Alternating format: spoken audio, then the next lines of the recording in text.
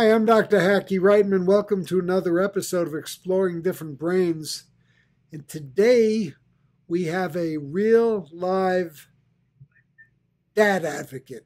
We've got David Hirsch, who's the founder of the 21st Century Dads Foundation.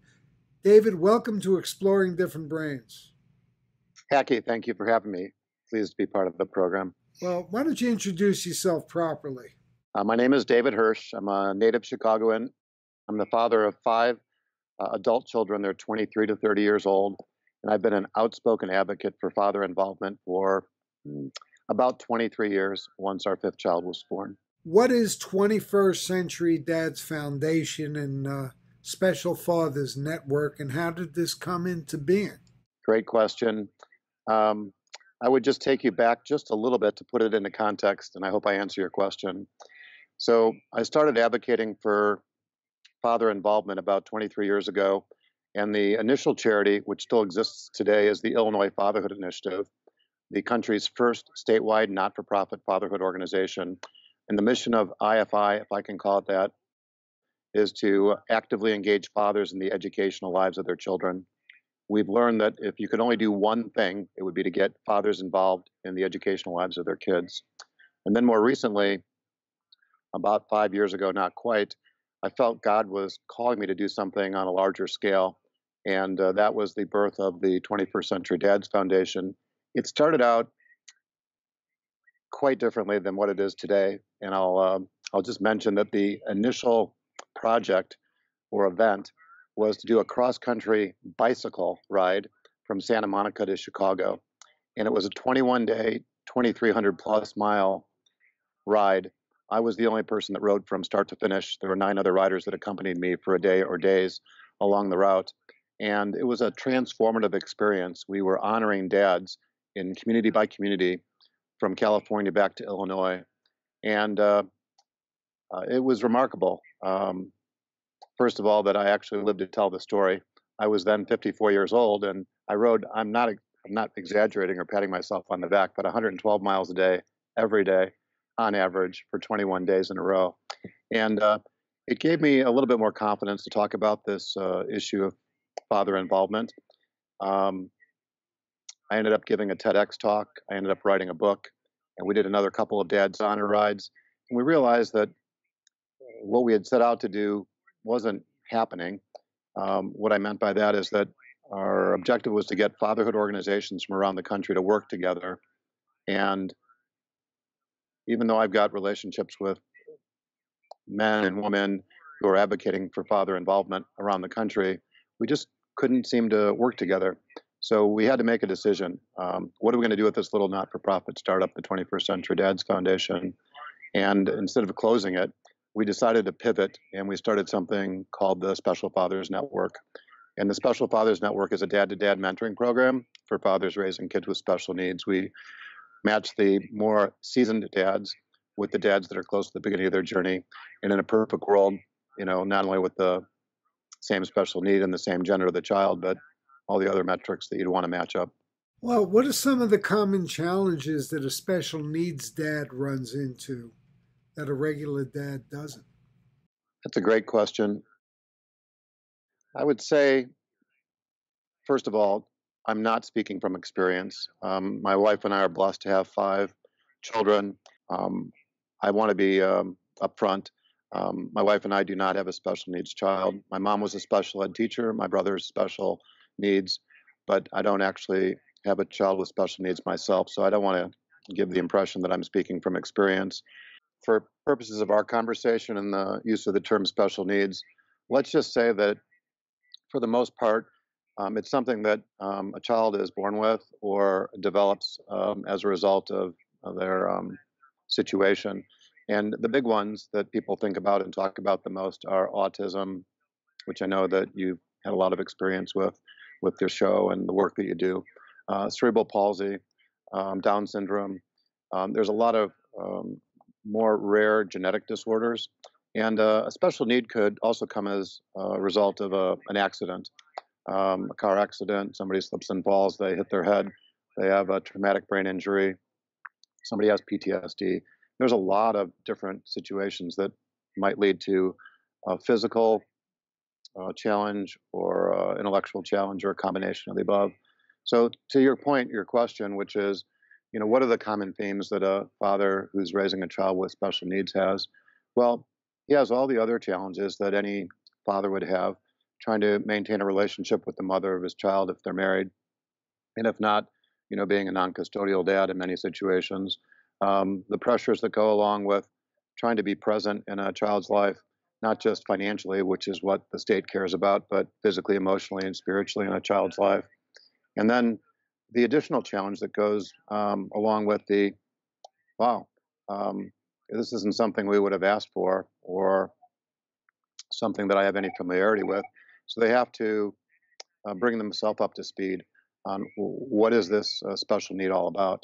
And at least historically, moms have been the greatest advocates for their kids in a typical situation or a special needs situation. So they're the ones out there gathering information about healthcare, about education, and bringing that information back into the house.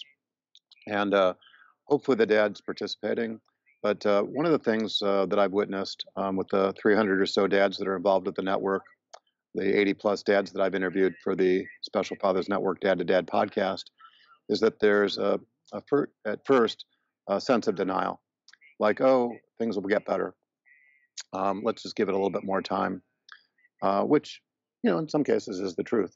But, if you let too much time go by and you're not able to come to grips with the fact that there is a challenge or a delay of some type, you're doing yourself, you're more importantly doing your child a disservice, because oftentimes the earlier intervention means that the issue's been addressed and you're seeking out the right therapy, whether it's occupational therapy, physical therapy, speech therapy, or whatever it might be.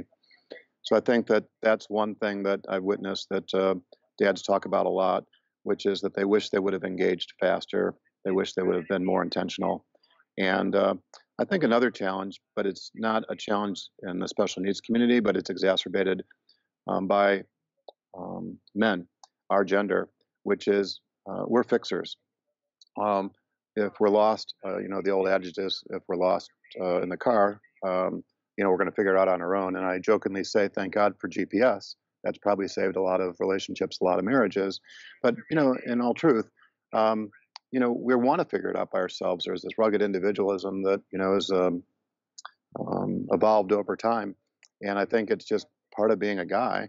And then if you're a dad with a child with special needs and you take that, sort of, I'm going to figure out on my own approach, you're really putting yourself behind the 8 ball and your child behind the 8 ball. So I think one of the things that dads who are raising a child with special needs need to focus on more than maybe just a typical dad is that I need to err on the side of making myself more available, maybe showing some vulnerability, maybe I don't have it together, and seeking out resources.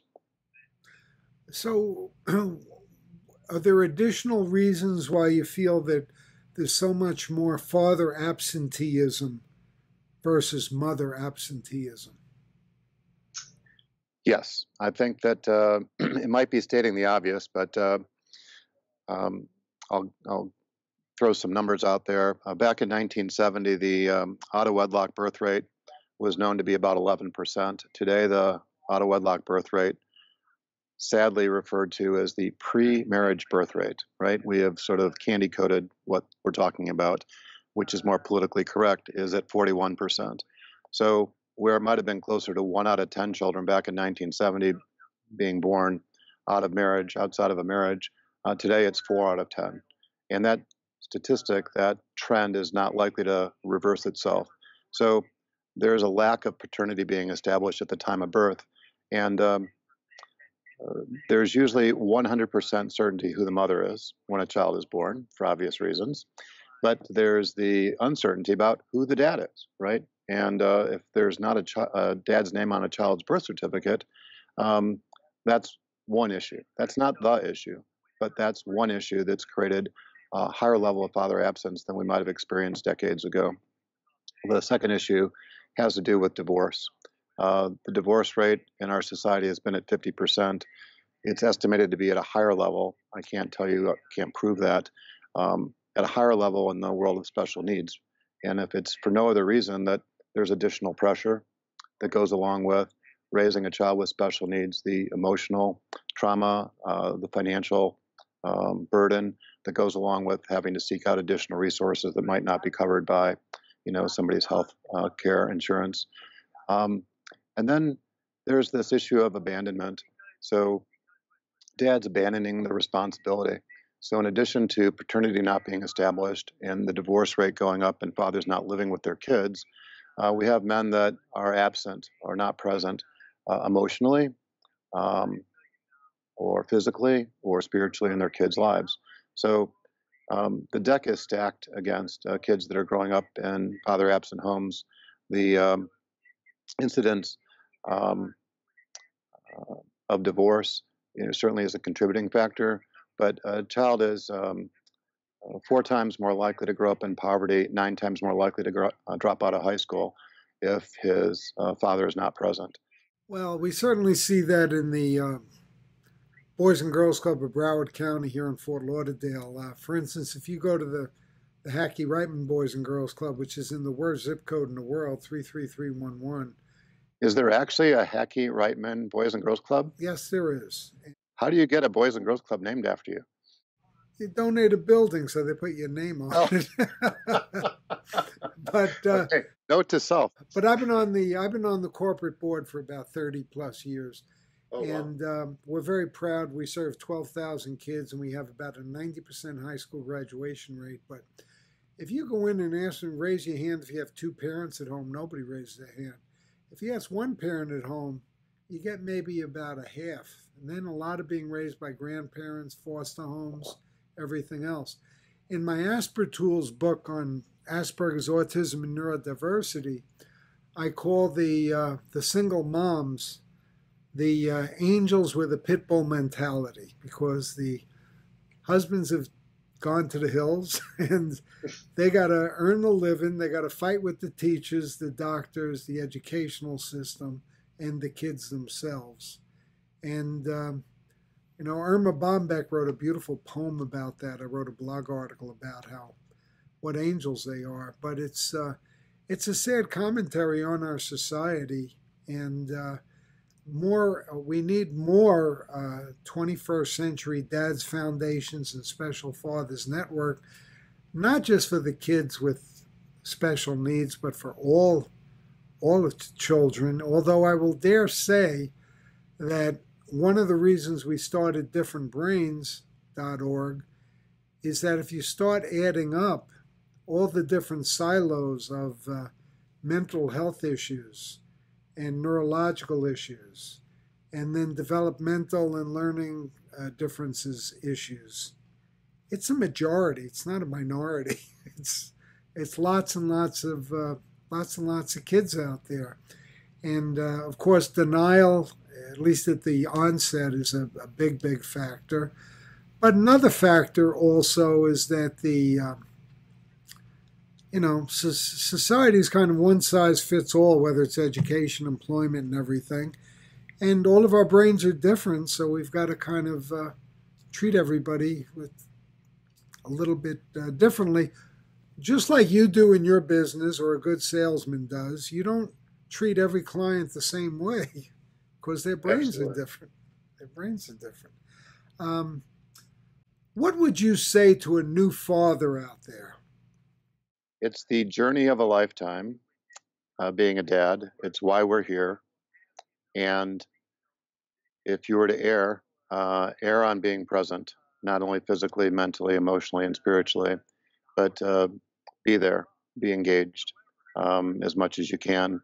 And it's been often said that the most important thing that a father can do is to show the love that he has for the mother of his child, if not his wife. What kind of response have you been getting in the communities you serve? Well, let's talk about the Special Fathers Network, where I've been pouring my heart and soul the last couple of years. I think I'd mentioned earlier, we have over 300 men who have volunteered as mentors. It's been a very warm embrace. Not every guy is willing to be involved with the network, and certainly not all guys are willing to share their story publicly, vis-a-vis doing an interview like we're doing here today.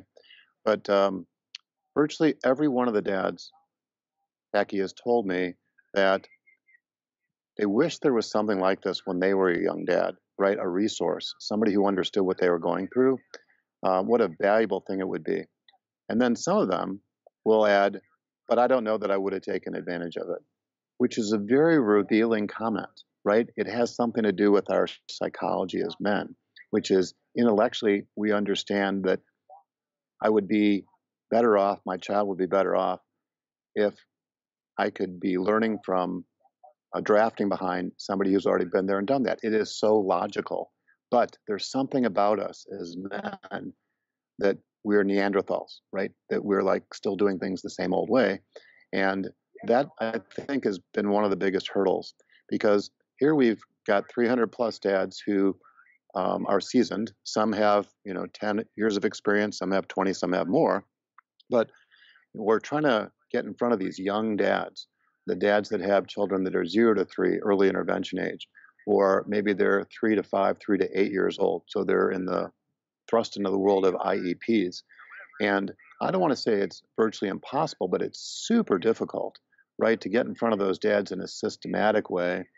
And we really need people's help, right, to help identify those young dads. And logically, if it's difficult to reach the dad directly, what makes sense is to, communicate with the moms, right?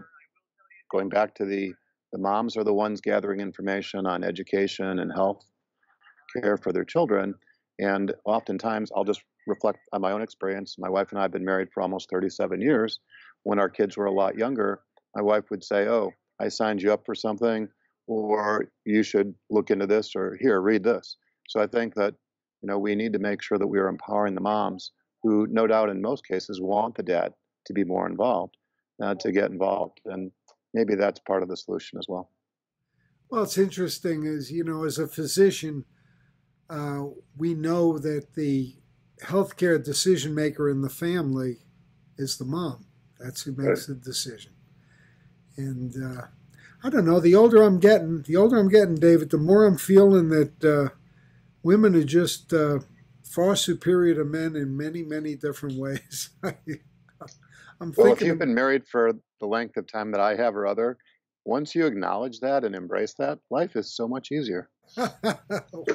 well said, well said. Um, is there anything we have not spoken about today that you would like to talk about? Well, I think I made passing reference to the fact that the 21st Century Dads Foundation and the Special Fathers Network, we've created a podcast. It's called the Special Fathers Network Dad to Dad Podcast. I'm interviewing men, mostly men, um, some grandpas, some siblings. And to date, out of the first 80 plus interviews, I've interviewed one woman for the Dad to Dad podcast. And these are very inspirational stories um, from men telling their stories about the challenges that they've experienced raising a child, or in some cases, children with special needs. And in most cases, these are dads who, learned either at the time of birth or as a result of a delay of some type that they have a child with special needs. In rare or situations, it's a dad who maybe married somebody, became a stepfather to a child with special needs, and even in a more rare situation, a dad and a mom who have adopted a child with special needs. So they went in eyes wide open for the challenge that lays ahead. And anyway, um, it's the Dad to Dad podcast. It can be found on all the major podcast platforms. That's great. What do you feel, David, that society can do to encourage and support special needs dads?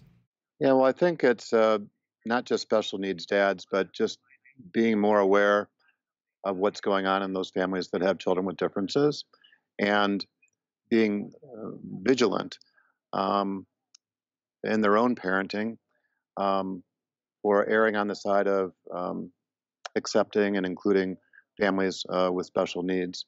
And it's like anybody with a disability, for that matter.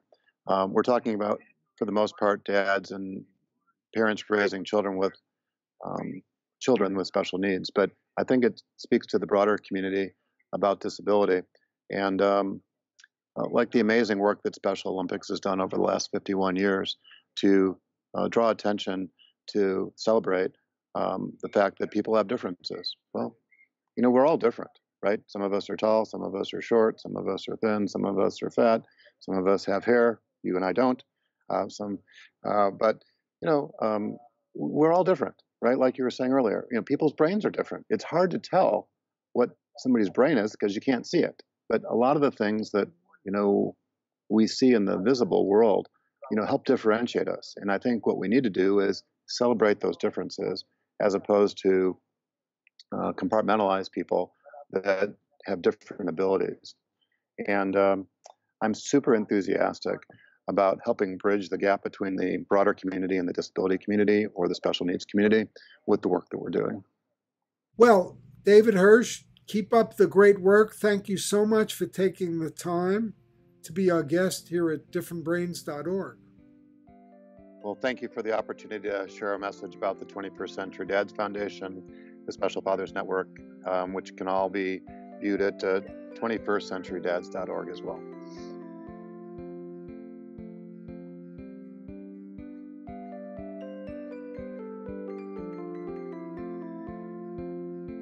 Exploring Different Brains is a production of Different Brains, Inc. For more information, visit us at differentbrains.org.